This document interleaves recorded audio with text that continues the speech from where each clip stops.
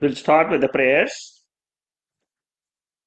Om Bhadram Karnebhi Shruniya Devaha Bhadram Pashyemakshabhiryajatraha Stirairangaihi Stuštuvagum Sashtanubihi Vyashema Devahitam Vyadayuho Swasti na Indro Vrittashravaha Swasti na Pusha Vishvavedaha Swasti na Sakshorarishtanemihi Swasti no Brihaspatirdhadatu Om Shanti Shanti Shanti.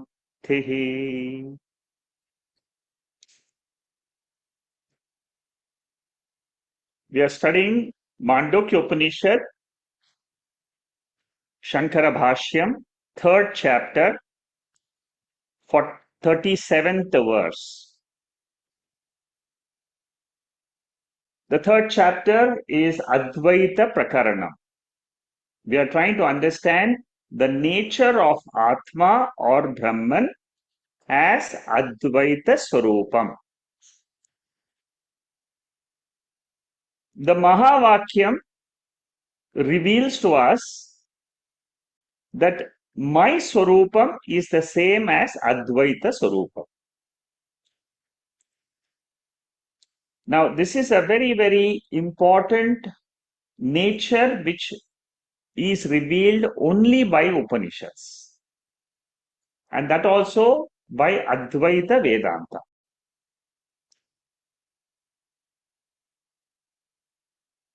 With this small brief introduction, let me go to where we stopped last week. And we are studying this mantra number 37. I will just play a mantra one more time so that you can recollect this mantra. सर्वाभिलाप विगतः सर्वाभिलाप विगतः सर्वचिन्ता समुत्थितः सर्वचिन्ता समुत्थितः सुप्रशान्तः सकृज्योतिः सुप्रशान्तः सकृज्योतिः समाधिरचलो भयः समाधिरचलो भयः. What is being described in these verses 37, 38 is basically the highest of Vedanta. What does a jnani who has gone through the scriptures, who has understood scriptures, his experience, what is his anubhava? So first, in this verse, it says that the jnani discovers the self to be absolute peace. Number one. Number two is free from any activity. Number three, it is ever effulgent. This point, ever effulgent, you should note very carefully. Here, effulgence means knowledge. I am is the knowledge at the highest level. And this I am is without any fear, without any activity, without the world. That is the realization of a jnani. And how does one get this experience? Here, Gaudapadacharya says, it's through concentrated intellect.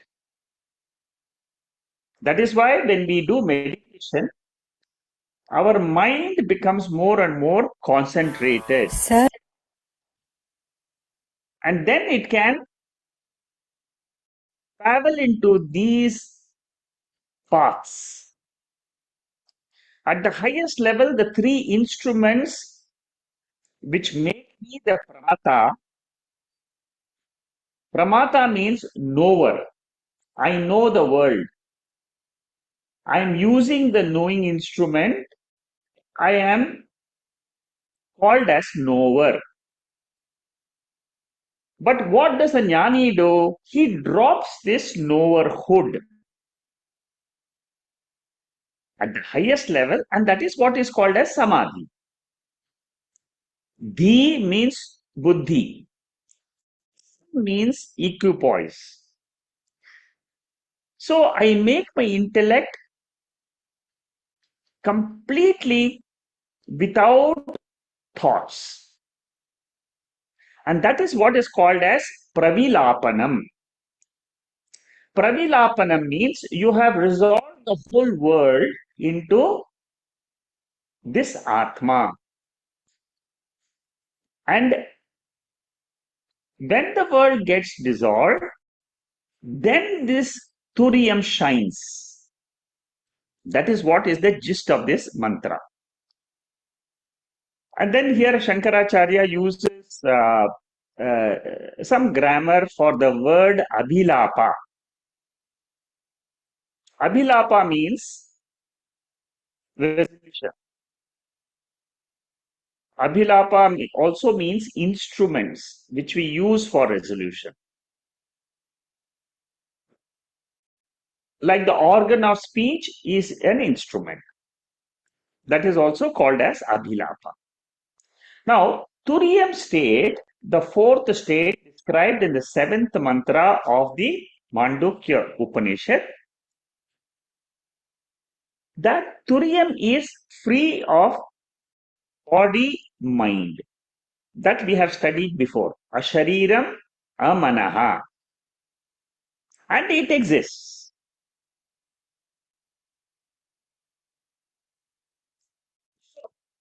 When we understand our own nature without the Vishwa, Taijasa, and Prajna statuses, that is what is called as Turiyam.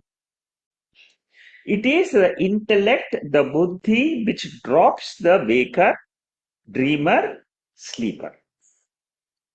In Bhagavad Gita, Naivanchit karomiti yukto manyeta tattvavid pashyan shrinvan jikran ashnan gachan swapan shasan. All this we have seen before also. In that Turiyam state, there is no activity. That is what Shankaracharya in this commentary. The next thing, so what is the first thing? All the Antakaranam and the Bahya Karanam are all resolved in Turiyam. Then what is the next level? Chinta samutitaha. Chinta means what? Worry, thoughts. First of all, there are no words to describe that state. Second is there are no thoughts in that state. When there are no thoughts, means there are no worries. See, this state of Turiyam is very, very similar to our sleep state. But the main difference between sleep state and Turiyam state is sleep state is Jadam. It is no guna. Whereas the Turiyam state is full of life. It is Chaitanya Rupaha. It is still, and it exists. See, the thing, our main problem is we are not, first of all, it is invisible. Second of all, it is revealed by scriptures alone. There is no other pramana for it. And it is devoid of everything in the universe. The world itself is not there in Turiya. Now, how does my intellect try to understand that truth? So, in the highest order, Jnani is Amanaha.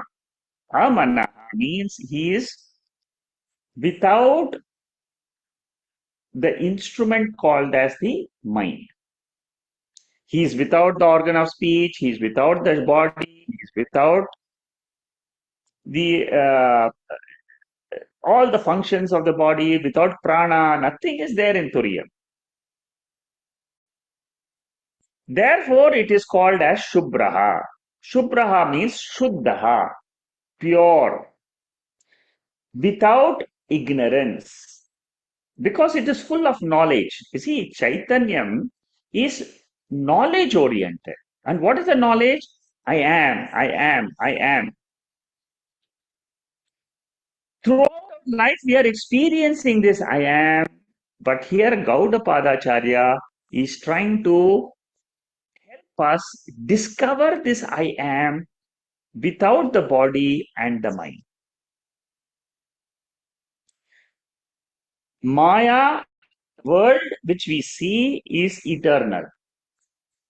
Brahman, the substratum for the world which is called as Satyam, is also eternal.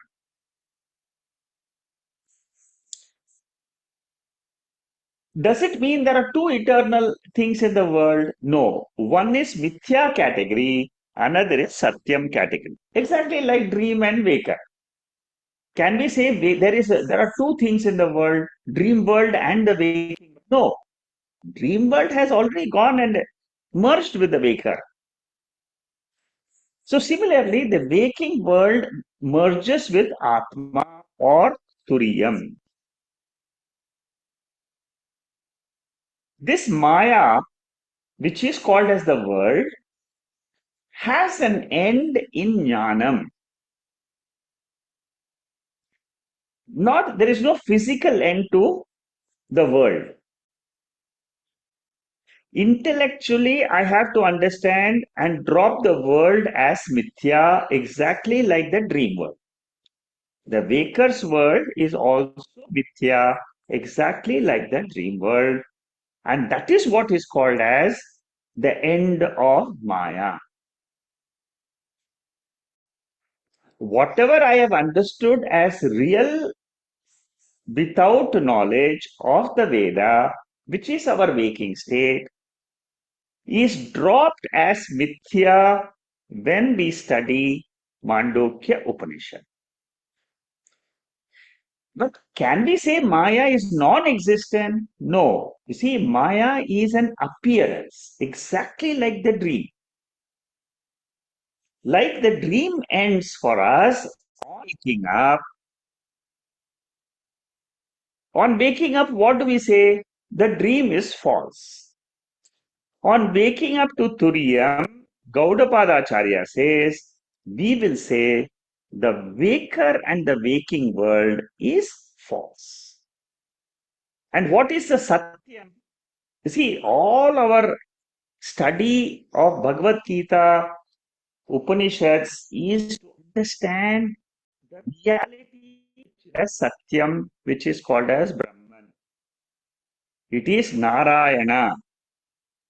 Narayana has got two. Vishnu has got two features. One is the world. Another is without the world.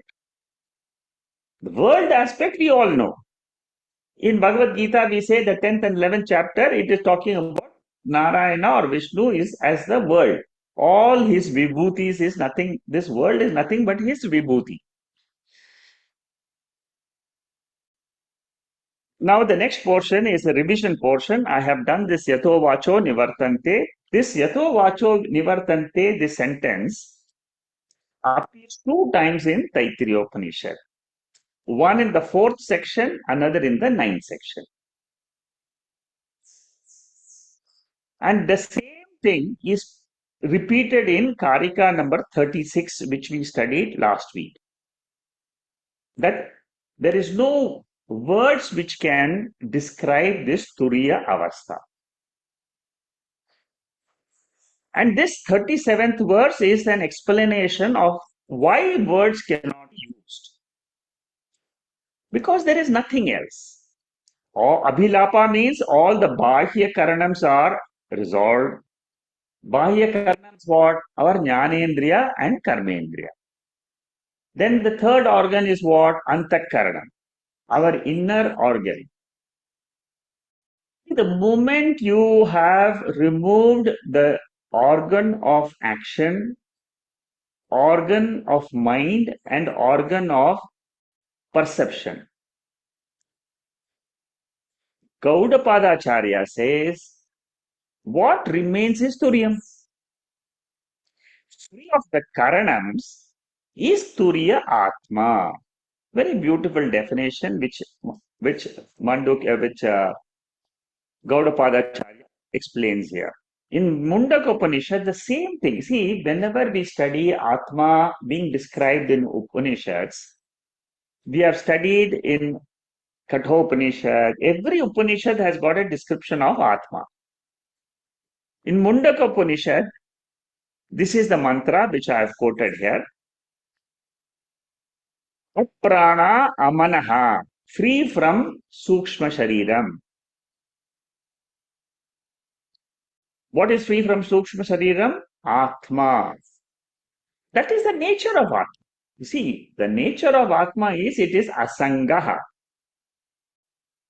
It is sarva chinta rahitaha because there is no mind in Atma.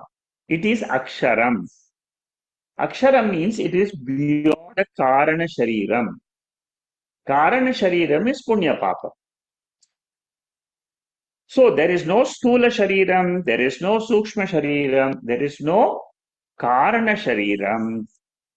Turiya Atma remains by itself self-effulgent, self-existent.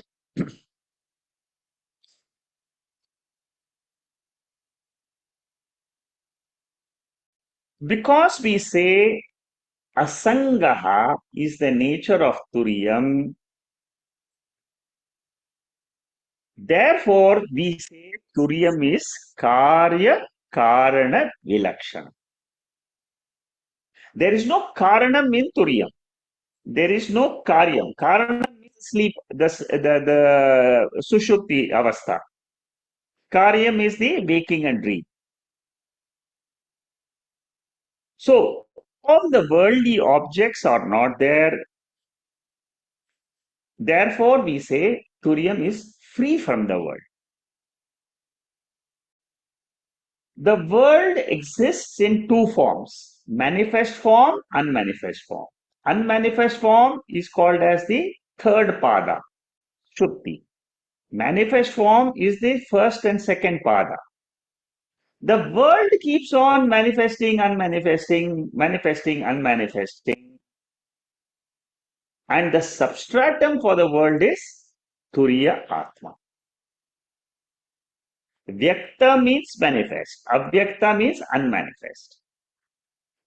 It is Vyaktam or manifest in waking and dream. In sleep, it is Avyaktam. That means it goes to the seed state. And what is this Purusha or Brahman or Turiyam? It is beyond seed state and it is called as Vilakshanam, Varjitam, Rahitam, Baditam. These are all the same. Vilakshana means beyond. Varjitam means resolved. Rahitam means it's not there. Baditam means it can be negated. What can be negated? Word. What cannot be negated? Atma. In Bhagavad Gita, the same meaning is given in the 28th verse of the second chapter. Avyaktadini bhutani vyaktamadhyani bharata avyaktanan eva tatra ka paridevana. The beings were unmanifest in the beginning. Unmanifest before the body is born, the being was unmanifest form. After body dies, again the being, that means the person, the jiva, who is karta, bhokta, who is attending classes, who is doing actions, who is earning money, who is a father, who is a mother, all that is only in the in-between states of unmanifestation. Bhagavad Gita says, even when this drama of life is going on, the jiva, in reality, he is not there. The jivatva bhava, jiva bhava is false and brahma bhava is satyam. Again, Shankaracharya quotes this ninth chapter, Bhagavad Gita, fourth and fifth verse. I told you about 25 times in 48 verses, he quotes this verse. Maya tatamidam sarvam. We have seen that meaning many times. So world is what? Empirically, vyavaharically, for experience, it is available for the punya papa karma exhaustion for the jivas. Factually, this world doesn't exist. Turiyam Brahma alone exists.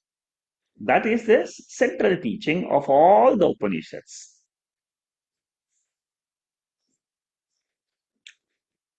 Suppose I dream of rain, heavy rain in my dream, but it does not affect my bed. My bed is not wet because of the rain which I experience in the dream. Similarly, all the thoughts which in the emotions and of anger, of desire, all the emotions, they do not exist in my real state, which is Turiyam. Once you have understood that the Jagat is Mithya, then all these conclusions becomes easy to understand.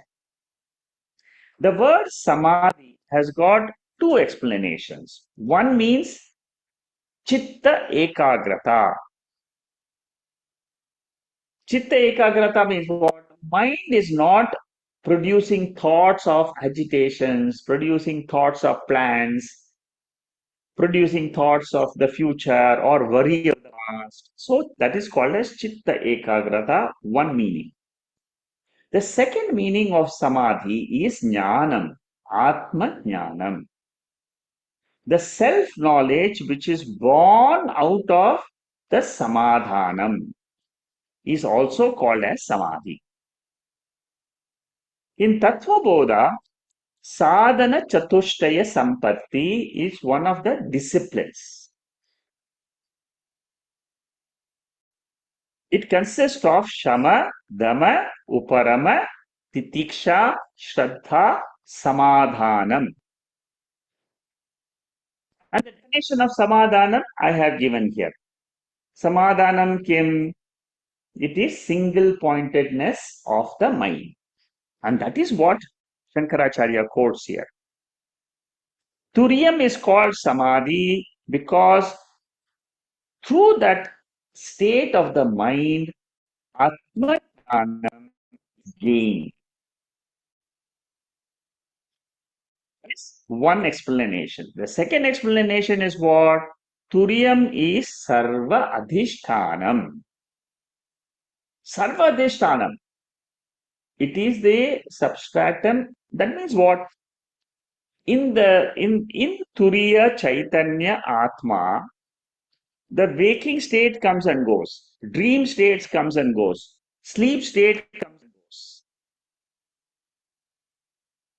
Normally, we are used to thinking in waking state the dream is coming and the sleep is coming. But here we are going one step ahead and we are saying there is a higher level, which is Paramarthika Satyam. And in that level, Gaudapadacharya says there is no fear. Any person who has studied Upanishads and who has come to realize this nature of Turiya Atma, by the end of your study, if you are able to understand clearly that there is a higher state for all of us, which is pure in nature, then that person, that jnani, will have no fear. This is after discovery of Atma, Turiyat. So that is the end of this Karika. And now we are going to study the 38th Karika. Shankaracharya gives an introduction. It's a very long commentary of Shankaracharya for this Karika.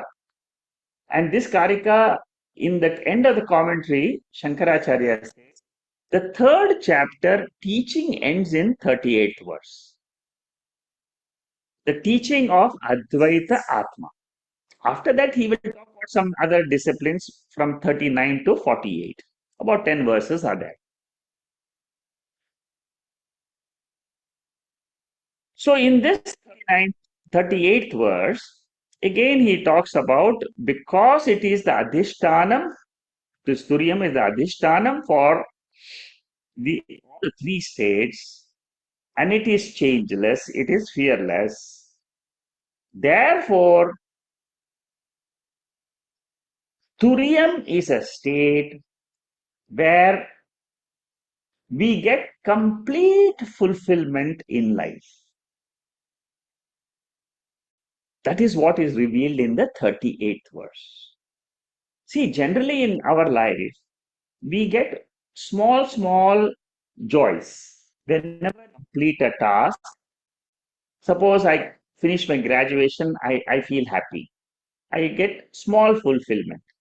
But that doesn't last long. In this verse, Gaudapadacharya says, when we discover this Atma, Turiya Atma, we get complete fulfillment. There is no perception of anything else in the world once some intellect has had a peep into that Turiya Avastha. That is what Griho na tat he said in this particular 38th Karika. Let's hear this Karika.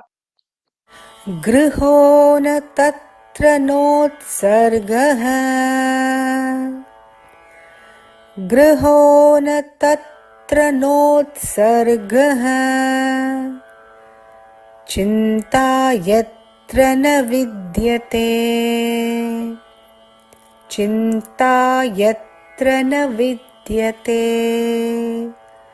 Atmasamstham tada jnanam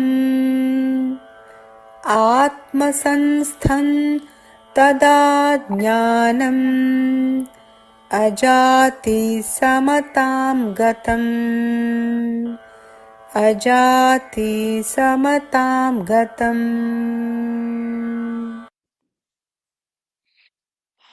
So this describes the final stage of a jnani. It says in that stage there is no vikara, there is no modification at all.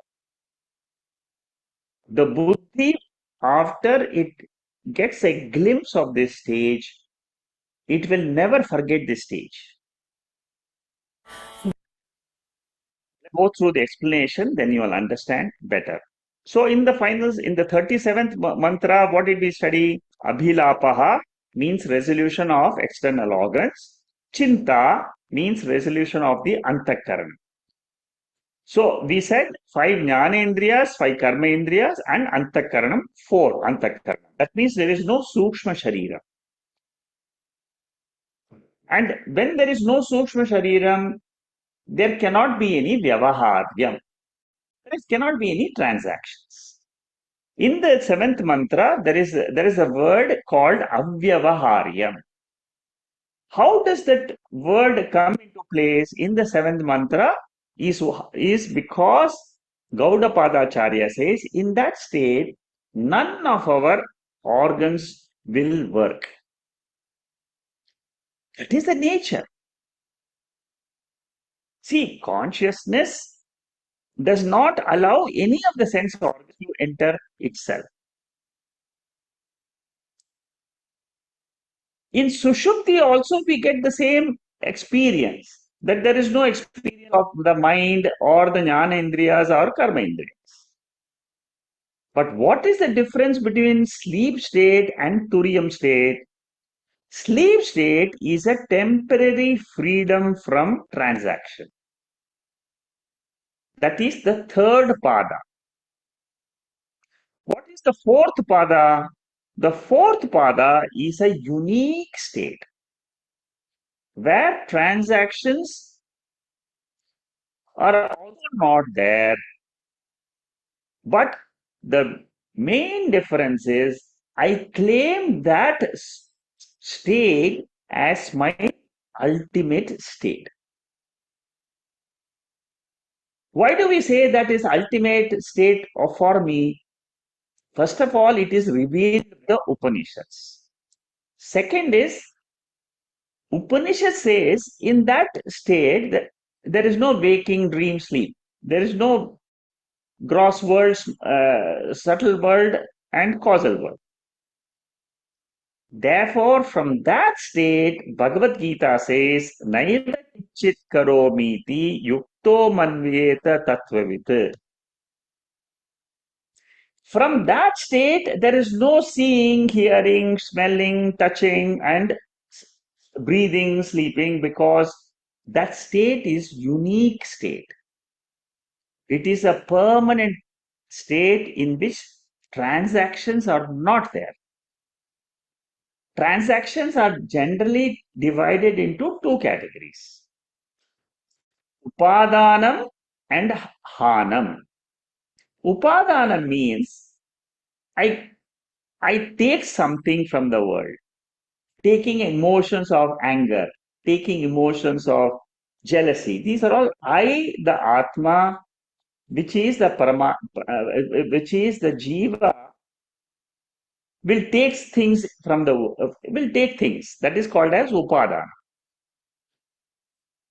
For example, knowledge is also taken in the class. It is Upadana. The second activity of transaction is what? I try to drop things. Physically, I drop things, that is one activity. But mentally also, I tell my mind, don't think of this right now. Think of something else. That means what? You have the ability to drop, you have the ability to take. Whenever there is taking or dropping, either physically or mentally, it is called as Vyavahara. But in Turiyam, there is no taking or dropping. There is only one Atma. There is no second thing in Turiyam. This is an important statement which we must grasp and meditate. Only when you meditate, when you contemplate in that state, you see, first of all, we must believe that what the mother Shruti is saying is there. There exists Turiya Atma. First of all, you used to say there exists. 50% of the job is over the moment you have Shraddha in the way. The balance 50% is purify your mind to understand that truth. These are the only two methods available for us. Dakshinamurti Stotram number 6. So of the same meaning, whenever the sense organs are folded up, the one who enters the deep sleep state, he is covered by Maya Shakti, which is Tamoguna. But suppose during this sleep state, like the eclipse, Grahanam, tonight is supposed to be Grahanam. So, if you are able to remove that covering and you realize I exist without this body, mind, and the sense organs and the antakaranam, I am permanent, eternal. I am not the doer of actions. I am not a pramata. When I am a subject for an action, it is vyavahara. When I become an object for an action, suppose someone pulls me, that is, I become an object for action for him.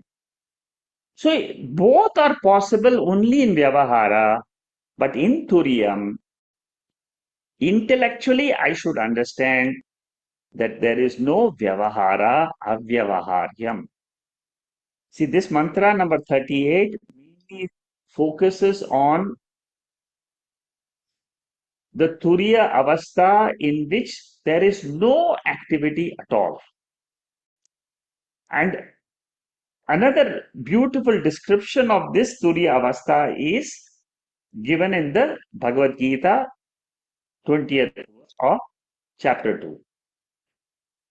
न जायते म्रियते वा कदाचित् नायं भूत्वा भविता न वा न भूयः अजो नित्य शाश्वतो यम पुराणः न हन्यते हन्यमाने शरीरे. This taking activity and giving up activity in Bhagavad Gita is described in this 20th verse. What does it say? Lord Krishna wanted to teach this Atma, Turiya Atma in the battlefield to Arjuna. That eternal Atma. If it is eternal Atma, then it is not the body. Body gets killed, body gets born. So Arjuna was taught this Turiya Avastha in this 20th verse of Bhagavad Gita. One is not subject of action, one is not object of action at the highest level. At Turiyam level, it is not possible. At body level, yes. See, at the Vyavahari, see, our mind intellect should be able to glide from Vyavahara to this Turiya Avastha, which is Vyavahara less. There is no Vyavahara in that higher state of Turiyam. All transactions require Bheda. Bheda means what? Difference. I cannot transact in Atma because in Atma there is no Bheda, no difference of Sajatiya, Vijatiya, Swagata Bheda. All Bheda is Mithya. And in waking state there is Bheda, right? There is Jiva to Jiva Bheda, there is Jiva Ishvara Bheda, and there is Jiva Jagat Bheda. So any transaction requires a thinking process. And when all the thinking process of taking thoughts or dropping thoughts is not there, that state is called as Turiya Avastha. That is the meaning of this particular verse. Shankaracharya continues his commentary further. When for a seeker, Turiya Jnanam rises, at that time, what happens to the world? The world gets resolved. World, mind, thought, transactions, all they become resolved when you abide in the Turyavastha. Everything is there in the Vyavaharika state. Mastani sarva bhutani. But when you rise to the higher level, at the Paramarthika level, nacha mastani bhutani. There is no world, there is no body, there is no mind. See, all these verses will make sense to you when you are able to drop the world and hold on to something which remains as you. You have dropped the world, you have dropped the body, you have dropped your mind. Veda tells me that I exist. What is that nature of existence is what is being described here. In Jnanam, I have explained this many times, there are two types of Jnanam. One is Vritti Jnanam, which happens in the waking state and dream state. And there is something called as Swarupa Jnanam, which is my real state. I am conscious. I exist. Full stop. Don't add anything to that existence and consciousness. That is what is called as Turiya. The moment I say I'm a waker, the moment you say I am a dreamer, the moment you say I am a sleeper, all the three worlds will come back to you.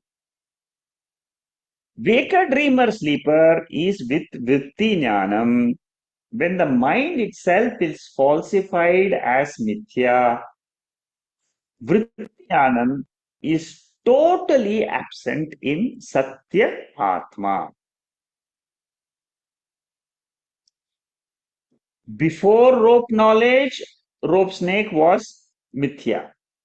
After rope knowledge, snake is mithya. The status of the snake as mithya before and after knowledge remains.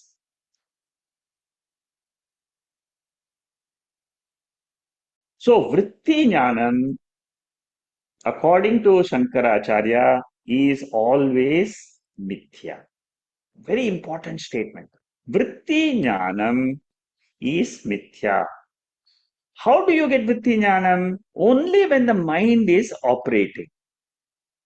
When the mind is not operating, you are Satyam, you are Turiyam, you are Atma.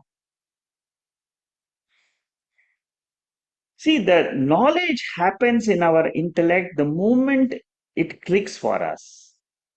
And these are all the verses. The moment I keep on remembering the nature of Atma as the Adhishtanam, then the Jagrat becomes Jagrat Triputi. Triputi means knower, knowing instrument, and known objects. All the three become mithya, but mithya cannot exist without satya. Can you experience rope snake without rope? Think about it. You can never experience rope snake without rope. Only when the rope is partially covered, then you will say, yes, it may be a pipe, it may be a crack on the earth, it may be a snake. Similarly, Atma. If Atma is totally covered, then you will not even inquire. But Atma is not totally covered, it is partially covered. In the sleep state, I know I exist, but I don't know I exist as via Atma. So there is a covering of tamoguna in sleep state. In waking state also it is covered. Tamoguna covers my real nature, and then my mind keeps on projecting. I am waker, I'm doing this, I'm doing that. I'm a father, I'm a teacher, I'm a businessman. All that it engulfs my mind. So, what is the ultimate knowledge? Dropping these karanams, dropping the three mediums, gives me the reality, reveals me the reality.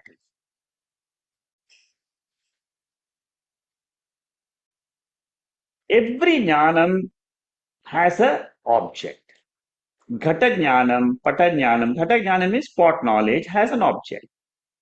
What about Turiya jnanam? Turiya jnanam is me, myself. It is known as adhishtanam. There is no object because it is the very subject which is being revealed. A pot can be revealed by breaking the pot, you can say it is clay. Pot is actually clay. But how do I know this? Either I break the pot and say, no, where is the pot? Pot is gone. There's no more pot. Only clay is there. Or I understand that pot always was clay. It was born from clay. It existed in clay and it resolved into clay by understanding. So similarly, I am Chaitanyam. I am consciousness.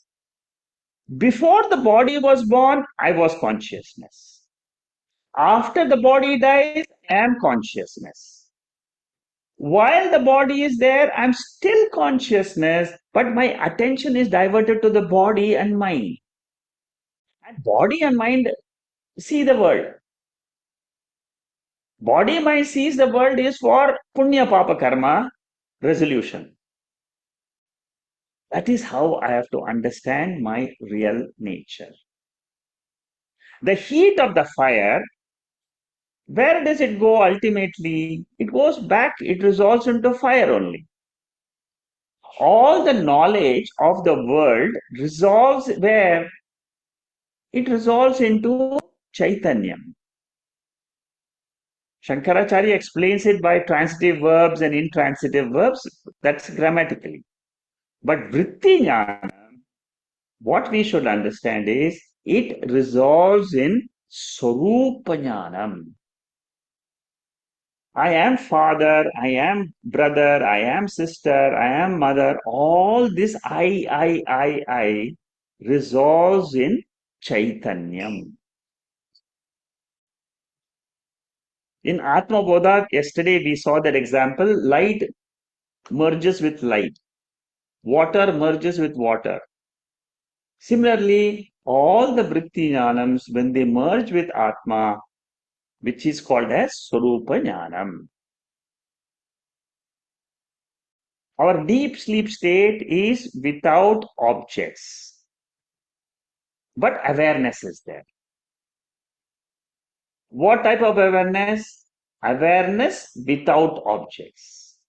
Waking and dream is what? Waking and dream is awareness plus objects. Sleep state is called as Vilakshanam. Triputi Vilakshanam. So Turiyam is na antaprajnam, na bahishprajnam, na prajnana ghanam. Many of you will ask this question, is there such a state? That is what our buddhi will inquire. Is there a state called like this Turiyam? What Gaudapada Acharya says is, if you negate Turiyam, that means you are negating you yourself, because you are going to negate I don't exist. I, the Jiva, doesn't exist will be your conclusion. If you negate, suppose you negate the waker, dreamer, sleeper, and you don't hold on to Turiyam, Gaudapada Acharya says you will be negating the subject itself. Don't make that mistake. So remain as Advaitam all the time. Turiyam is Advaitam. Again, Shankaracharya gives the difference between the sleep state and Turiyam. This is the most important point in the entire third chapter. Because many students of Vedanta can understand the sleep state as Advaita. Advaita, which is what is described in Turiyam as the description of Turiyam also.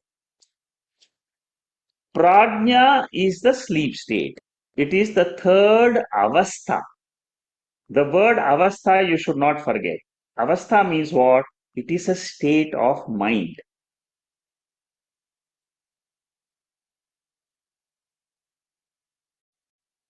There is relative oneness.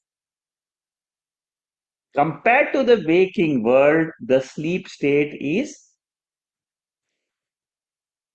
relatively Advaita. But we always get up from the sleep state and come back to Advaita Anubhava. In Turiyam, what Gaudapada Acharya explains here is, the fourth pada is a vastu. It is a fact. A fact. One of the meanings of vastu is object. Another meaning is fact. Shankaracharya uses the the description of Vastu in, I heard this description last week when I was studying the Bhagavad Gita. Uh, I was studying the Kathopanishad, the end portion, the last verse of Kathopanishad Bhashyam. There he says Vastu means it is a fact. What is a fact? Turiyan is a fact which exists in the world. It is always nirvikalpa. It never becomes savikalpam. This is the most important thing you must grasp. Because at the sleep state, there is Advaita Avastha, but it is relative. It is not absolute. Why do we say this is absolute? Because this never changes. This Advaitam never changes, whereas the sleep Advaitam changes. Therefore, it is Param Samyam. Param Samyam means it is oneness which is at the absolute level. The Turiyam state is the state of a supreme being. Mundaka Upanishad, this mantra in the third chapter, it says, when a jnani, a seer, realizes this supreme being, you can call it God, you can call it Brahman, you can call it Turiya.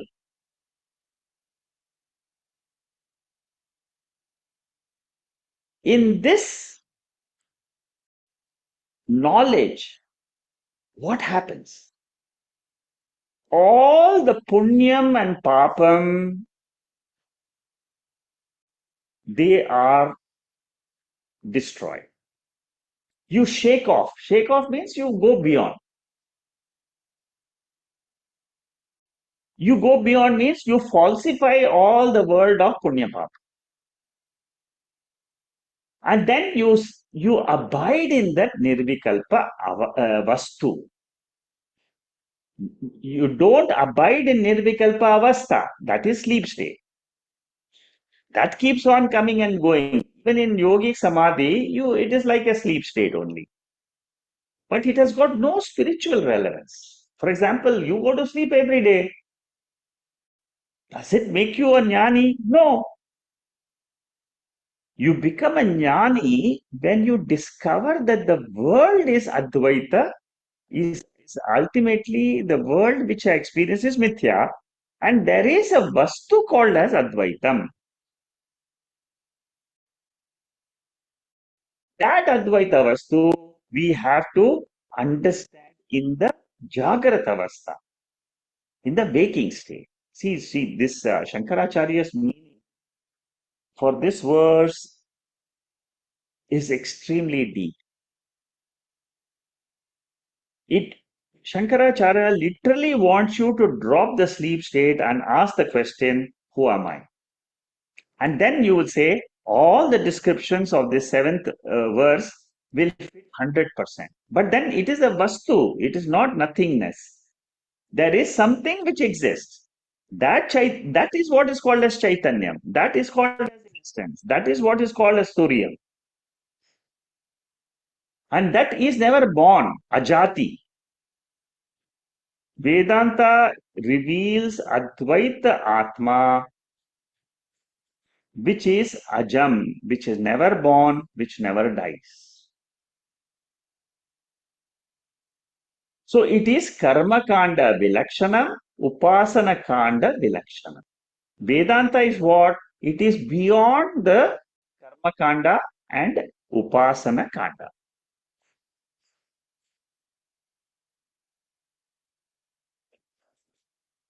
So ultimately, what does Gaudapadacharya conclude in the third chapter? He says, I am not Vishwa, I am not the waker, I am not Taijasa, I am not the dreamer, and I am not the sleeper. I am Turiya Atma. This sentence is the conclusion. which is na anta pragnam, na bahish pragnam, na obhaya pragnam, and then it says Shantam, Shivam, Advaitam. All this seventh mantra becomes so clear. See, at the end of third chapter, you should say the seventh mantra is very clear to me of the Upanishad.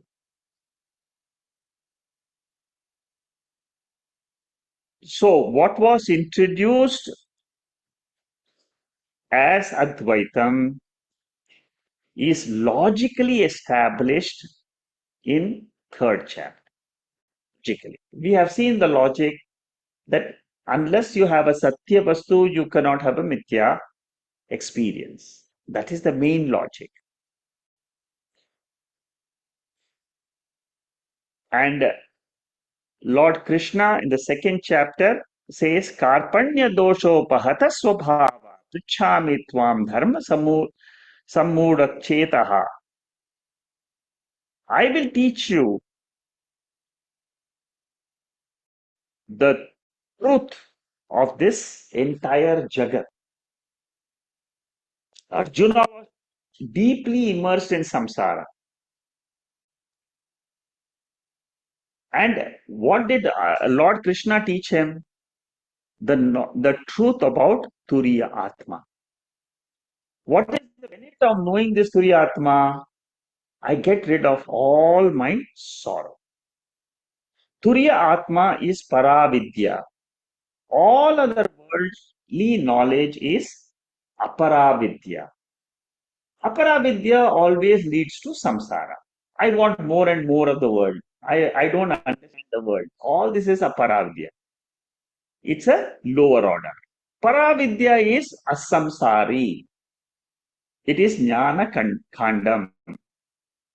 Therefore, in Mundaka Upanishad, the disciple was told, Pariksha Lokan, go and experience the world and see whether you're getting fulfilled from the world or you're not fulfilled.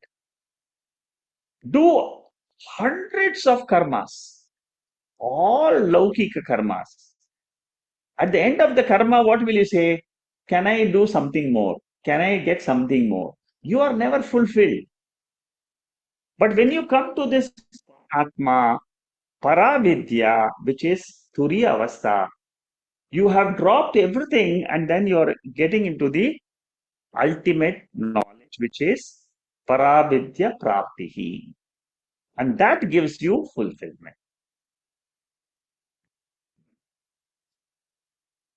And what is the description in Mundaka Upanishad? Yattadadreshyam agrahyam agotram avarnam achakshashotram tadapanipadam nityam vibhum sarvagatam sukshmam tad avyayam. It looks very familiar, isn't it? We have done Mundaka Upanishad long time ago.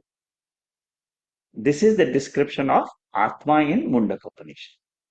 If you have understood the third chapter, if your mind has tried to drop the waker, dreamer, sleeper, then this verse of Mundaka Upanishad and Mandukya Upanishad, the seventh mantra, na anta prajnam, na bahish prajnam, you will be able to discover the truth in your own mind, which is Atma.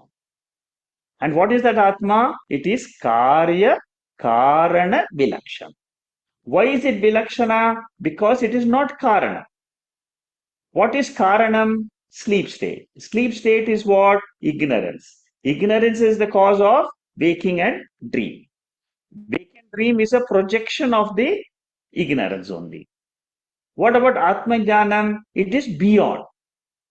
So you have dropped the Karanam and Karya, which is Vyavaharika Satyam.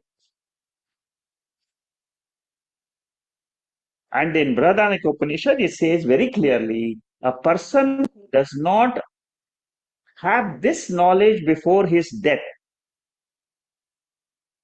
of this immutable Paramatma, immutable Turiya Atma, if he doesn't get this knowledge, he has wasted his life. Karma Kanda Vilakshanam Brahma is Turiyam. Upasana Kanda Vilakshanam. That means karma, you have to go beyond karma Beyond karma means what? Falsify the karma. They are there for some experiences, that's all. If a person fails to know this turiyam and dies, saha kripanaha, he is the most unfortunate miserly person. He has not used his intellect to get the correct benefit of being in this world. Intellectually, he will be a miserable person, unfortunate person. This is said even in Kathopanishad. One who has used his intellectual knowledge to understand the Surya Atma crosses death. There is no death for him because Turiyam by nature is Nityam.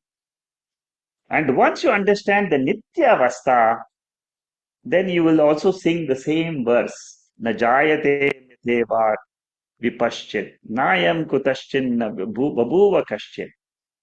Ajoditya Shashvatoyam Purana. The same mantra comes in Bhagavad Gita also. This is Kathopanishad and Bhagavad Gita is the second chapter, 20th verse. First chapter, second section, 18th verse. I never die, I am never born, I am eternal Brahman. Here Brahman stands Nirguna Atma. Sagunam is Jiva. Sagunam is Ishvara. Sagunam is Jagat. But Nirgunam is Turiyam. So whoever knows this truth is called as a Brahmana. It is not Jati Brahman. It is knowledge-based Brahmana. However, it can be in Manisha, it says very clearly, he can anybody who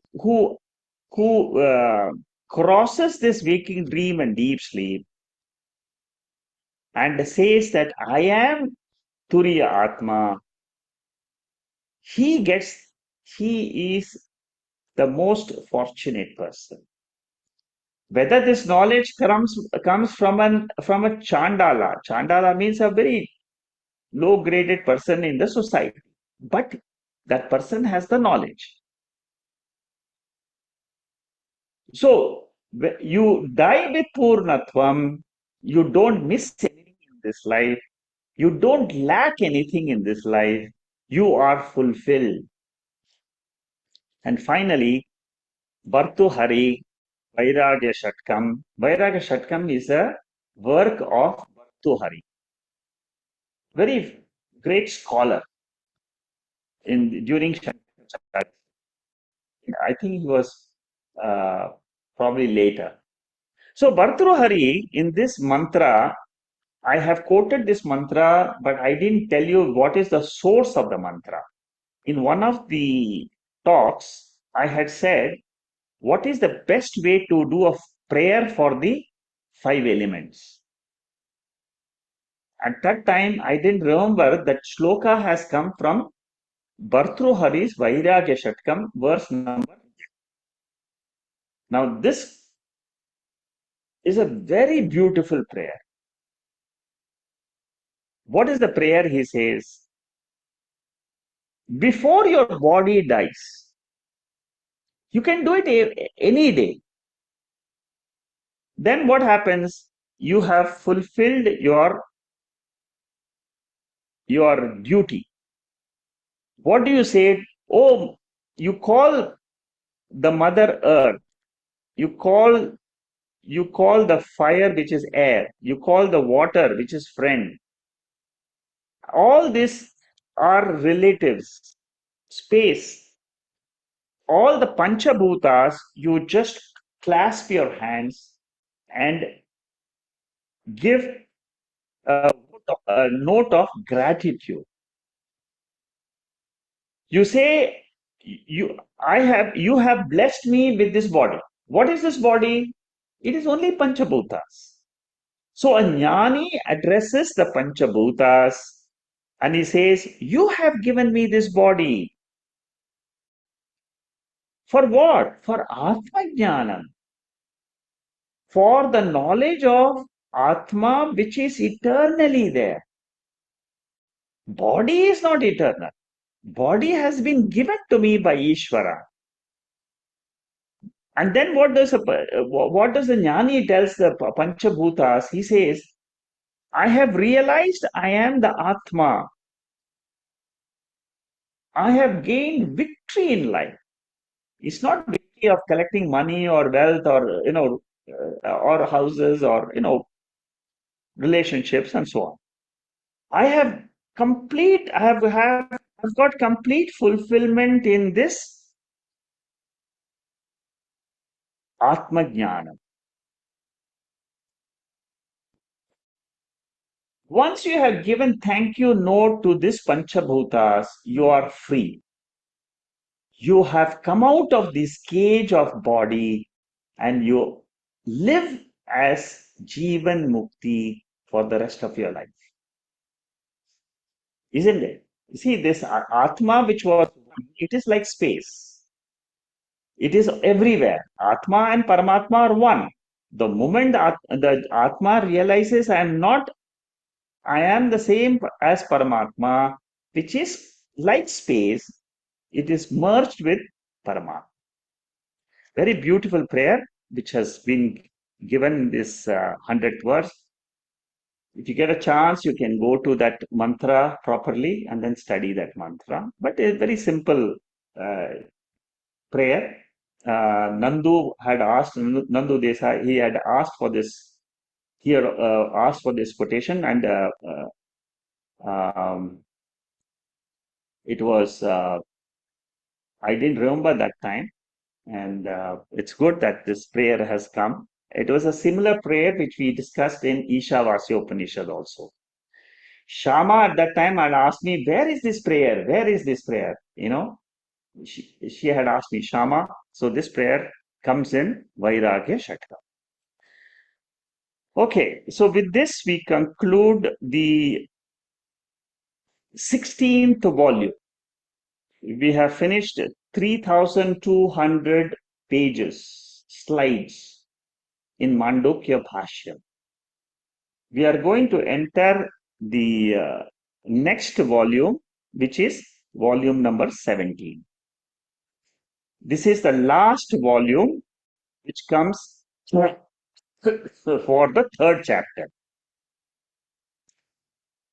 And in this third volume, we will be discussing verses 39 to 48. 39 to 48. All the verses, with this we conclude the third chapter. So 39th verse, introduction, very simple introduction, Shankaracharya. Ultimate reality is not an object. It is not saying that God exists. That ultimate reality, Gaudapadacharya says, it is my Swarupam. It is my Paramartika Tattva. That is what is being said in the 39th Karika. I'll just play this so that you'll know what we are going to enter next week. अस्पर्शयोगो वै नाम अस्पर्शयोगो वै नाम दुर्दर्शः सर्वयोगिभिः दुर्दर्शः सर्वयोगिभिः योगिनो बिभ्यति यस्मात् योगिनो बिभ्यति यस्मात् अभये भयदर्शिनः अभये भयदर्शिनः. So Gaudapadacharya, he gives a hint of what we will be discussing in the next chapter, in the fourth chapter. He just introduces the word Asparsha Yoga. What is this Asparsha Yoga? We will have a very detailed discussion in the fourth chapter. Here, it is the touch of the untouched. Can you see the play of words here? Touch of the untouched. Touch of the untouched means what? You cannot touch Turiya Atma, but it is still a touch. You mean you have a glimpse of that Turiya Atma. That glimpse is very, very difficult, but it can be attained by the seekers. Generally speaking, when you come to this Vedantic school, many people will tell you, don't go, don't go, don't go. It is a very difficult path. You will be frightened in that path because it's all loneliness, because they don't understand the nature of art. It is only in that state of Turiyam Asparsh you can experience fearlessness. I can't express to you what is fearlessness because it is a it is a quality of the mind, and this fear is a vritti. Fearlessness is dropping that vritti of fear. There are three levels of students. One is Mandha, who can't receive the knowledge at all. The second is a mediocre student. He he can't assimilate. He receives the knowledge, but he gets no benefit out of the knowledge. The last student is an Uttama Adhikari who receives the knowledge, he assimilates the knowledge and gets the benefit of carelessness. Keno Upanishad student says, Naham manye suvedeti, no vedeti vedacha.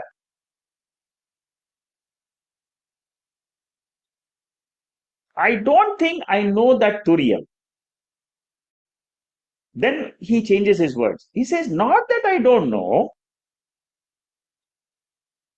but I know. So something which cannot be known by words, but which can be understood as the subject I. He is the one who understands. So ultimately, by the qualifications of Viveka, Vairagyam, Sadhana Chatushtaya, Mumukshutvam, one understands this Turiyam as I, the Atma. Atma Satya Anubodha. Atma Satya Anubodha means what? Turiyam exists and it is Satya. I exist as Turiya Atma, that is Satya. And that knowledge of Turiyam is given a title, a new title, Asparsha Yoga. Asparsha Yoga mainly discusses Asangatva nature. I am Asangaha, I am Asparshaha. I cannot be touched because that is my nature. So, Sarva Sanga Parityagaha. In Turiyam, I drop all the Sangha. Sangha with the gross body, Sangha with the Sukshma Shariram, Sangha with the causal body. And then what do I remain as? I remain as Sakshi Chaitanya. Sakshi doesn't have any relationship. And that is what is described as Asparsha. Because it has no real connection, the world gets the title Mithya. I dissociate from Vishwa Prajna and I associate with Turiya Atma, which is Dakshinamurti's symbol called Chin Mudra, the three fingers. Chin Mudra means the three states which are Mithya. And who am I? The X finger is naturally associated with the three fingers, Vishwa, Taijasa, and Prajna. I detach myself from the Vishwa, Taijasa, Prajna, and I hold on to the thumb, and that is Atma, which is Turiya Atma, which is described in seventh mantra. So, Samyoga and Viyoga of sorrow is samsara. I will describe this, I will take up this 14th point for this verse next week. We'll stop here with this slide and we'll start with this 14th point next week. Um,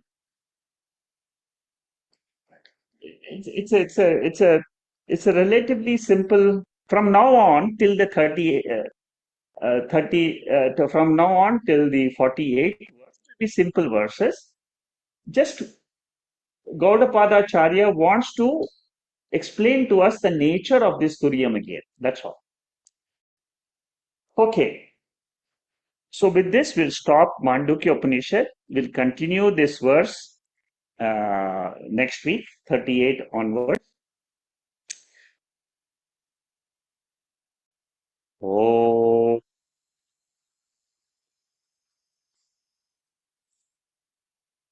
Purnamada Purnamidam Purnat Purnamudachade Purnasya Purnamadhaya Purnamevavasishyate.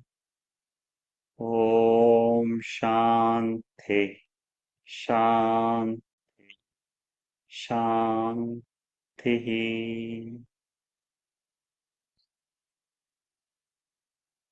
There are no questions on the chat box, and in case anybody has a question, please raise your hand, and then we can go through the questions. You may not have a question if you want to, if you have any remarks about today's talk, what you understood, what was clear today, you can also express the same.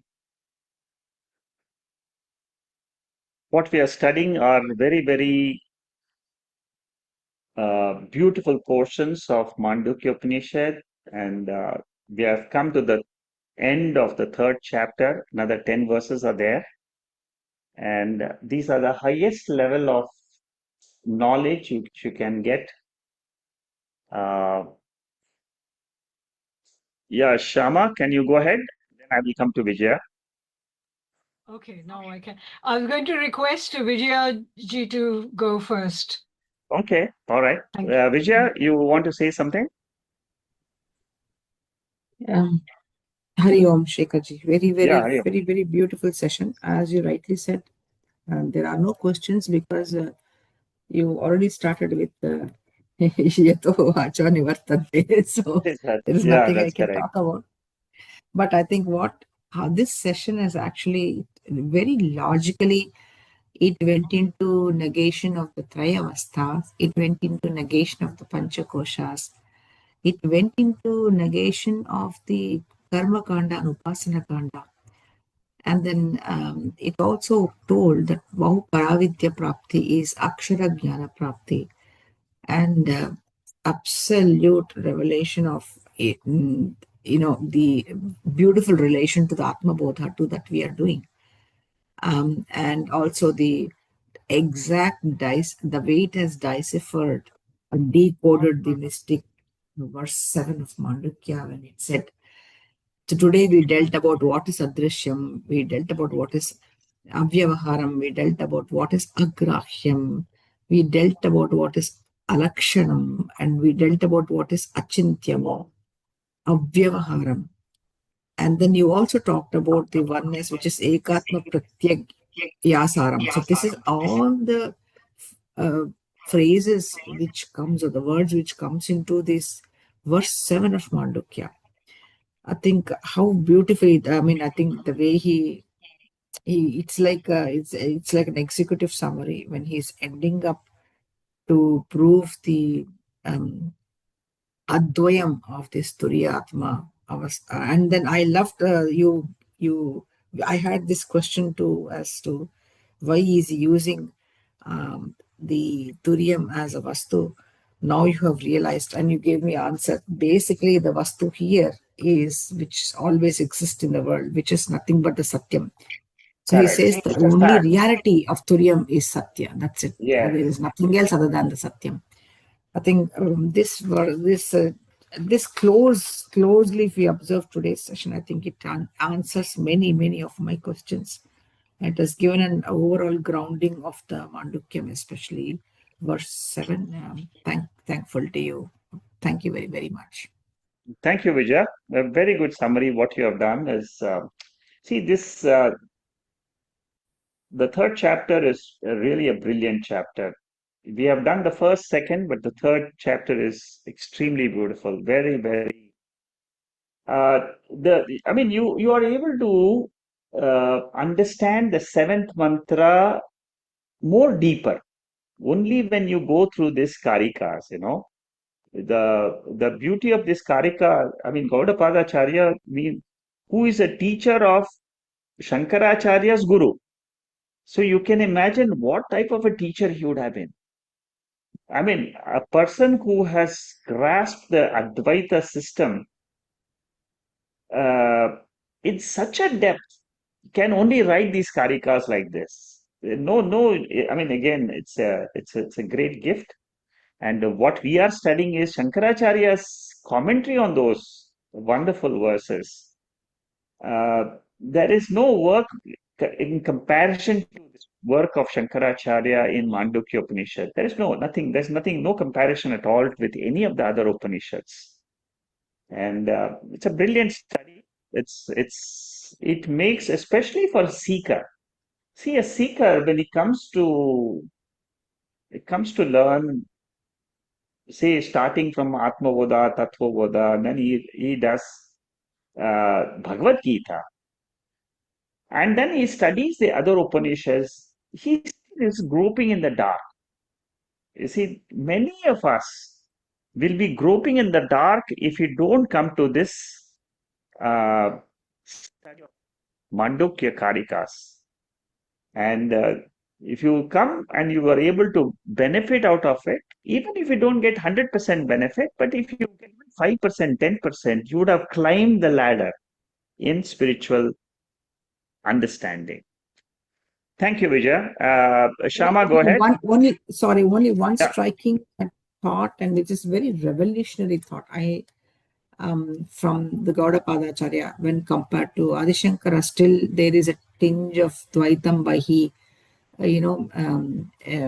composing so many of the verses, especially Bhajagovindam, so many of them, and then many stotrams on the goddesses that he has, on the yeah, Shakti basically that he has.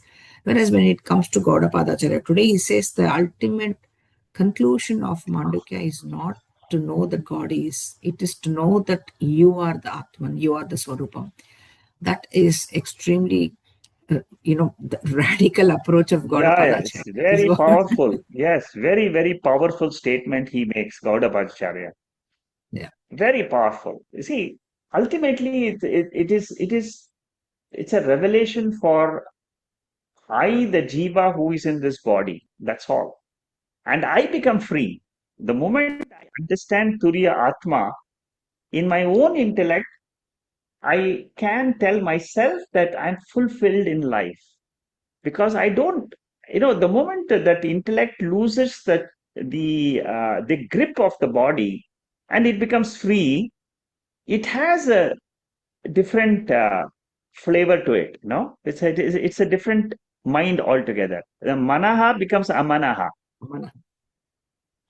Thank you, Vijay. Shama, go ahead. Shikaji, and I feel grateful to Vijayaji's beautiful commentary and the way she's kind of summarized your talk. So it just is quite nice to hear it at the end of your talk. I'm waiting in anticipation for your next class on the 39th verse, the Asparsha Yoga. You think, wow, that is some kind of a culmination. And so really looking forward to that.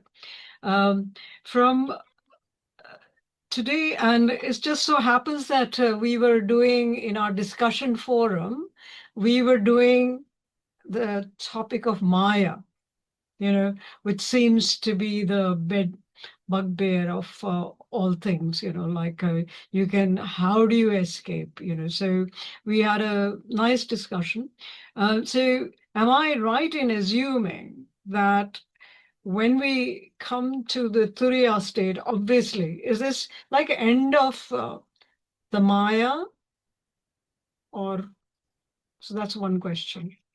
Can Okay, we understand that it is end of Maya, although obviously you're still living in the physical samsara, but the power of Maya is no longer affecting. Is that how I can understand? correct. You see, the moment you understand Turiya, Mhm. then the power of Maya goes away. For good? For see, I will say for good because the state of Turiyam is eternal. See, ultimately, Atma is eternal. Mhm. And from what Shankaracharya's commentary, which we study, Mhm. not only in this Upanishad, but also in other Upanishads, Kathopanishad, and also Bhagavad Gita Bashyam, he says that Maya has an end. Number one. That Mhm. means through knowledge, Maya Mhm. comes to an end. Correct. But Maya comes to an end means what? I still exist as Atma. I still Mm. exist as Turiya Atma. Like the power of speaking. You see, you can speak, I can speak. This power exists where it exists in this body, mind, intellect, equipment. Can we say this power is separate and I am separate? No. So similarly, Turiyam and the Maya are not two separate things. Correct. They are one and the same. Whenever I see the world, it is Turiyam only. Maya is there. My eyes are visualizing, my eyes are experiencing the world. I am Mhm. experiencing the class, you are experiencing the class. It's all Maya. But wherever you see Maya, at the same spot is Turiyam. So Maya, the Brahman or the Atman, that is the essence, and Maya is just an expression of it. That's correct. It is just an expression like the waker is always there, dream comes and goes. And it's The always the same dream as, world can be compared to Maya.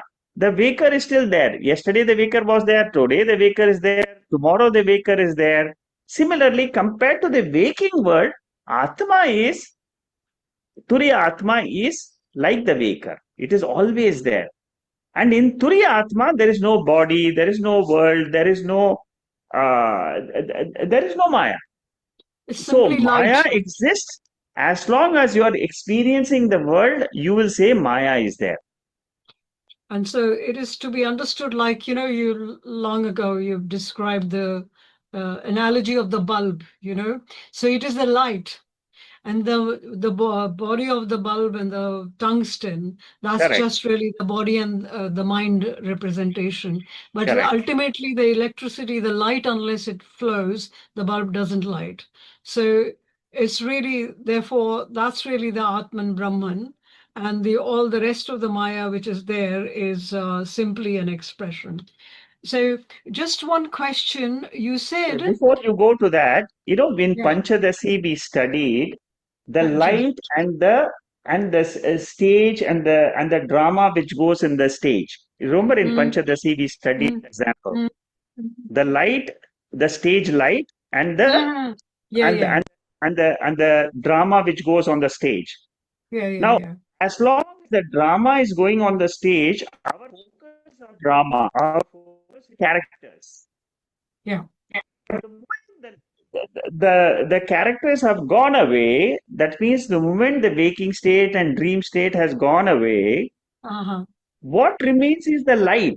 That light Correct. was always there, but we didn't notice that light as long as we were watching the drama. Yeah, So yeah, yeah. awareness is like that. As long as the waking state and Yeah, dream state is going on, we are not aware about our real nature as pure awareness, yeah, which yeah, is yeah. without the waking dream and sleep. So that one is also very interesting in terms of the Mandukya, So when you're on the stage, you're actually in the Jagrat state. Then Correct. you go into the green room, which is you're in your real state, and or the Sushupti, and then finally uh, the the Turiya state. Correct. You are just simply is, and then the cycle continues on and on. What I want to know from you today, you said Jiva Bhava is false, and you said Brahma Bhava is Satyam. Yeah. So Correct. that is, so one is Vyavaharika and one is the fundamental. The Brahma Bhava Yeah. is Satyam. Yeah. Brahma Bhava is the ultimate The Paramarthikam. is the Satyam. Yeah. Correct. Then uh, there was, yeah, you have mentioned beyond Karma Kanda, and you've also said Upasana Kanda. Aren't they the same thing? You said Vilakshanam, Yeah. Karma See, Kanda, Karma Vilakshanam. Kanda means it is Karma Yoga. Upasana Kanda means Upasana Yoga. Isn't it Meditation. part of karma itself? No? Yes, it is a part of karma itself. Okay. Upasana is nothing but it is mental activity. Uh-huh. Karma is physical activity. In Bhagavad Right. Gita, Lord Krishna separates the two. In chapter 3, 4, 5, it is Karma Yoga. In chapter 6, it is Upasana Yoga. Okay. Got it. Yeah.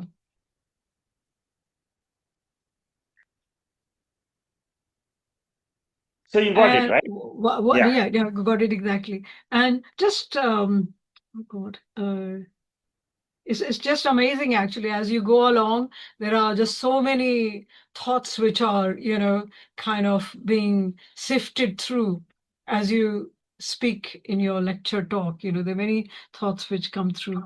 Um, is So once you yeah. Now I'm recalling. So in the meditation or dhyanam, and we are not dhyanam, I mean, we are doing this Mandukya Upanishad. So the Brahman as the nirvikara, no former, isn't it for very initial seekers, isn't it better to meditate on Saguna Brahman? Because you can then see, that picture of like Sthita Prajna, Kam Lakshana, and all that. So it is easier to connect, your own Atman with that than to connect with the Nirvikara Brahman. See, whenever you say Nirvikara, you are at the ultimate. You are no longer, there's no Vyavahara in it at all. Nirvikara Swarupa Turiyam is you have dropped all the Vyavahara. All transactions have been dropped.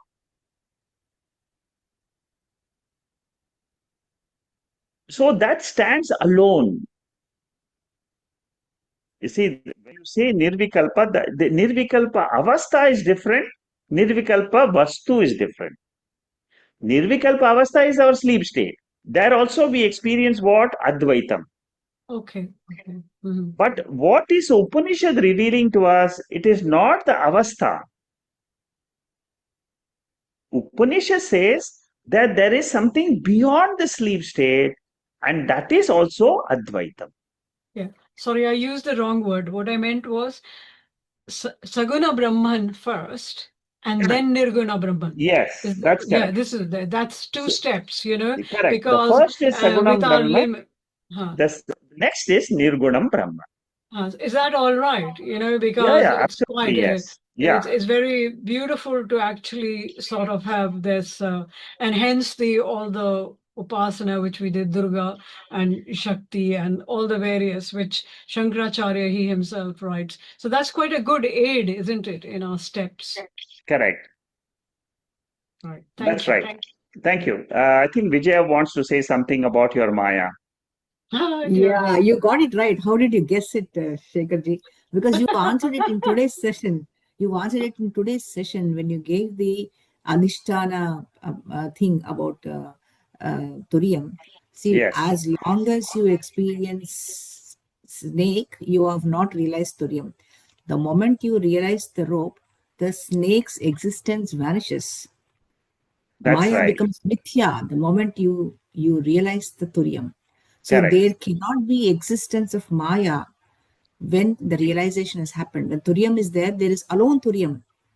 Chatur pada iti manyate. That's it. There is nothing else other than Turyam. I think that's what I understand from that exposition. Yes, you are right. See, the moment you're standing as Turiam, there is nothing else except you.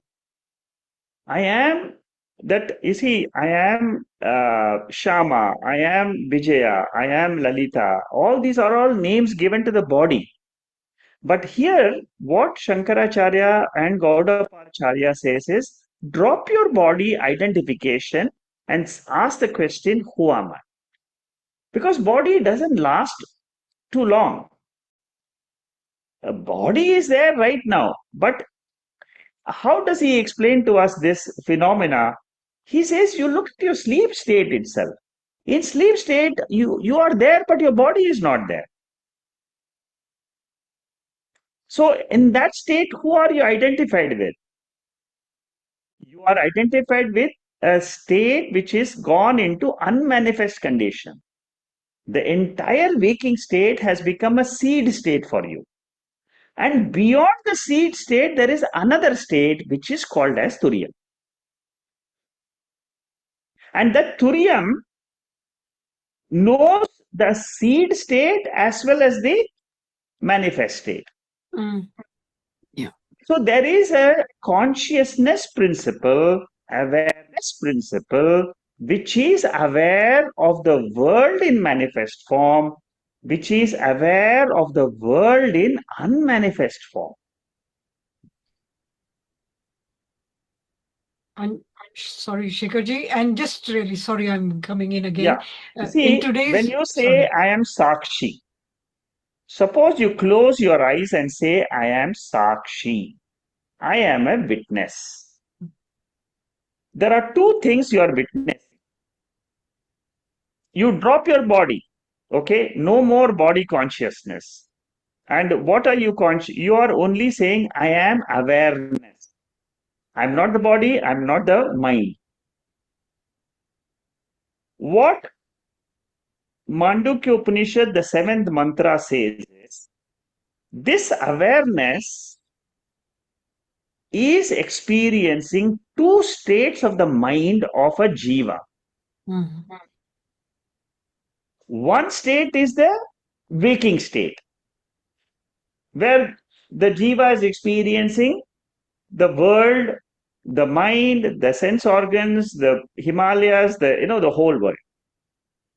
But you are an awareness consciousness principle. You are not at all connected with the body. You are separate. So you are seeing that there is a manifest condition of a mind, and then there is an unmanifest condition of the same mind. You, as Turiya Atma, are witness to one of the minds in manifest and unmanifest. As mind, you can never be this Sakshi. As mind, you are a part and parcel of the world of Anatma. Only when you drop Anatma, which is called as binary format, that means I am Atma, the entire world is Anatma. Entire world means what? Body, mind, and universe. So the moment you drop your identification with the body, you will be able to say Maya is Mithya. Maya comes, Maya goes. But I alone survive. I alone am real.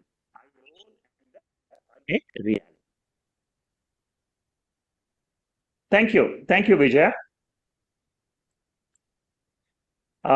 Anybody else has any other question?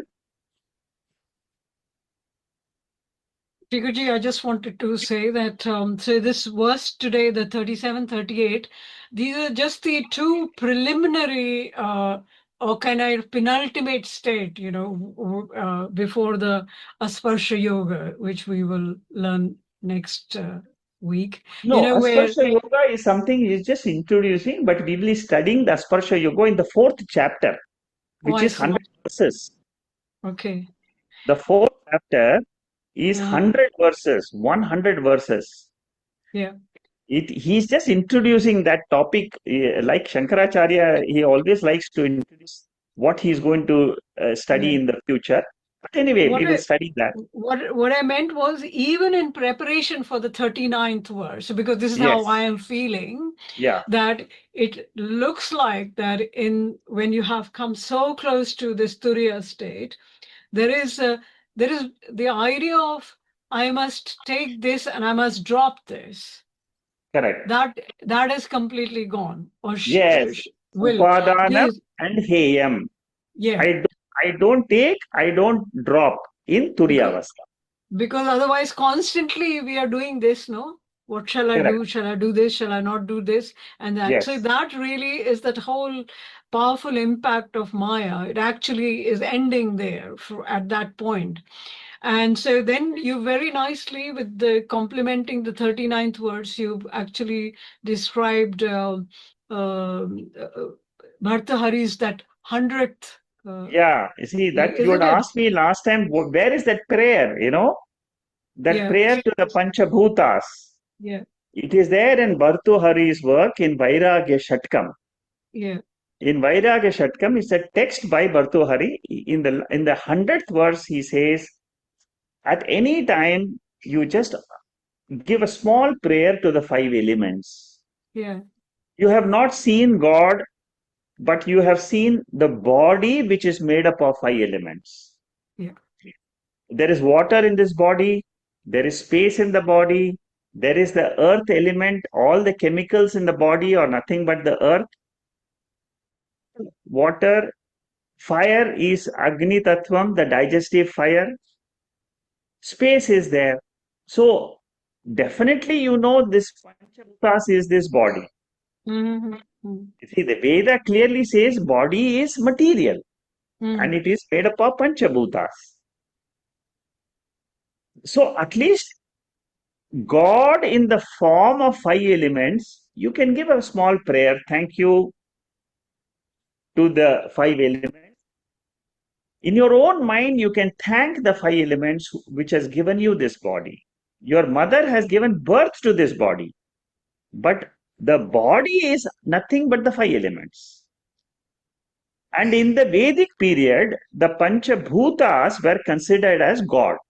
Mm-hmm. Only in Agama, when the Agama science, the rituals came and all that, then the God got a form of Shiva and Vishnu and Devi and all that. But before, in the Vedic times, the fire was the God, space was the God, water was the God. So you utter a small prayer to these five elements. All of us can do this prayer. Wonderful. Thank you. What Thank you. you will get out of this prayer is vairagya. You will get detachment from the body. You will know that I am not the body, I am someone different than the body.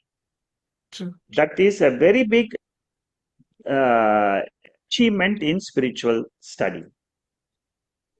Wonderful. Thank you, Shikaji. Thank Thank you. you. Shamaji, sorry to interrupt. Chapter 2 of Panchadashi, if you could just brush through. For both your questions today, it has got a beautiful prelude answers and some explanation preparing us for next session of Shekharji. Can you Chapter just 2 give of a Panchadashi. reference? Chapter 2 Chapter of 2? Panchadashi. Okay. All right. Thank you so much. Thank you.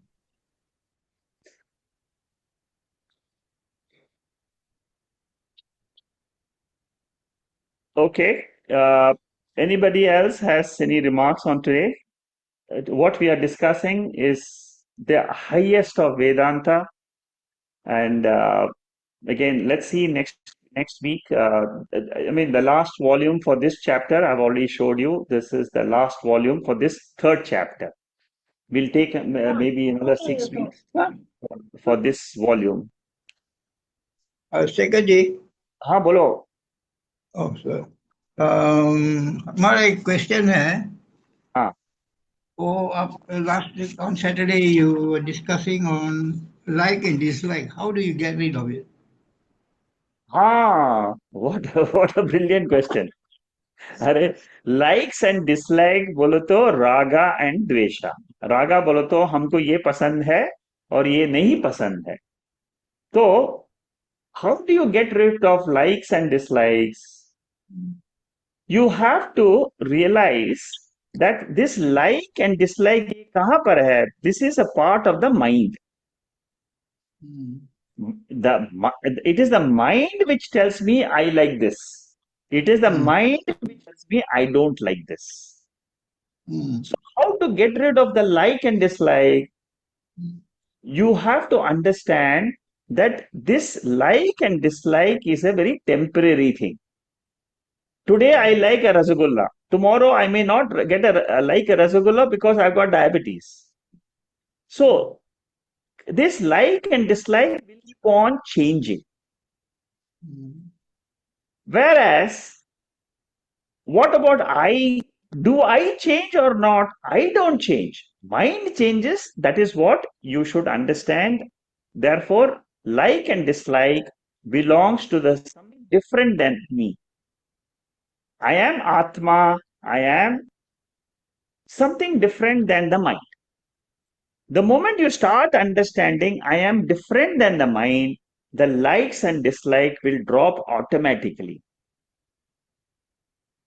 वो आपका will power नहीं जैसे Ah, your will power.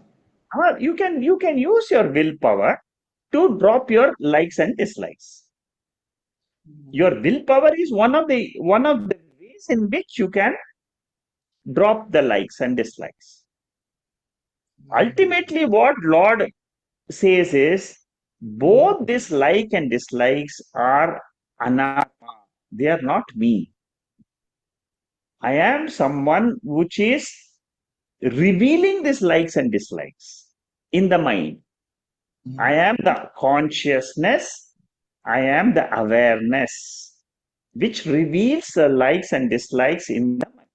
Yeah, likes and dislikes will never go away from the mind because this is prarabdha karma. ये पूर्व जन्म because of purva janma, I keep on having likes and dislikes. Every birth I will have like and dislike. I like this person, I don't like this person. I like this place, Singapore, I don't like India. I like India, I don't like London. I like London, I don't like America. Something like this. So like dislike will keep on changing from every birth to birth. It's just like let's say a man who smokes and drink, so he had to give up this one like and dislike, isn't it? So वो कैसे काम करेगा कि हम ये छोड़ देना चाहिए? हाँ, उसके लिए थोड़ा वो बहुत बड़ा सवाल है. It will require time to explain to you. So, I'll tell you one condition, one way, small way. I cannot tell you all the different methods when you attend the Bhagavad Gita talks, you will get all the methods of dropping the likes and dislikes. In Bhagavad Gita, chapter 3, 4, 5, Lord Krishna will tell us how to drop likes and dislikes. One of the method is, there are many methods. You can drop likes and dislikes through yoga also. Through yoga asanas, you can reduce the impact of your likes and dislikes. That's one of the method. Second method is deliberately saying that I am different than this mind, which is got thought, like and dislike. That's a very important and a very beautiful method. I am a sakshi. I am a witness of this thought. If you can do it, it will reduce the impact. You see, likes and dislikes. There are some likes and dislikes which are very, very powerful. You cannot get rid of it because it is a vasana. It is a vasana which I have developed for so many janmas, not one janma. So some likes and dislikes you can get rid of, some likes and dislikes you can only reduce them. That's all. You cannot totally get rid of them. It can be got rid of by fructification. That means in this birth, you finish up all those likes and dislikes. Next birth, you will be free of those likes and dislikes. That is another method. Thank you. Thank you. और एक question है, जैसे डिशम और बिशम, इसमें क्या difference हुआ है? क्या? और डिशम और बिशम, नहीं, मैं समझ में नहीं आया मुझे. I came across on Saturday these two words you mentioned, disham and bisham, something like that. Is it? Drishyam. Is it you are talking about drishyam and adrishyam? हाँ. हाँ, दृश्यम मीन्स सीन. जो हमको दिखता है उसको बोलते हैं दृश्यम. अच्छा. और जो हमको नहीं दिखता है उसको बोलते हैं अदृश्यम. अभी जो जो लोग हम अभी वर्ल्ड को हम देखते हैं, बॉडी हम देखते हैं, इसको बोलते हैं दृश्यम. और अदृश्यम बोलो तो हमारा जो माइंड है वो हमको नहीं दिखता है लेकिन वो है अदृश्यम. वो हमको मालूम है लेकिन हमको we don't see the mind. अभी आत्मा जो है, अवेयरनेस, कॉन्शियसनेस, दैट इज अदृश्य. समझ गया ना? अच्छा अच्छा, जैसे बोलता है भगवान को नहीं देख सकते हैं. हाँ, correct. We can feel it, or you just can imagine. Correct. You don't see Bhagwan, therefore he is adrishya. Similarly, papam and punyam. What papam I have committed, what punyam I have got, if both are adrishyam. It is not seen. जैसे हम लोग ये पाप और पुण्य में ऐसे नहीं मिट सकता, वो भी एक टास्क है ना, उसको कैसे मिटाए. हाँ. That is through your life's experiences only you can get rid of them. अच्छा अच्छा, thank you. Thank you, Baba. Okay, thank you, and we'll continue next week. Namaste. Namaste. Namaste. Namaste, Shekhar ji. Thank you so much. Thank you. Namaste, Shekhar ji. Thank you so much. Thank you.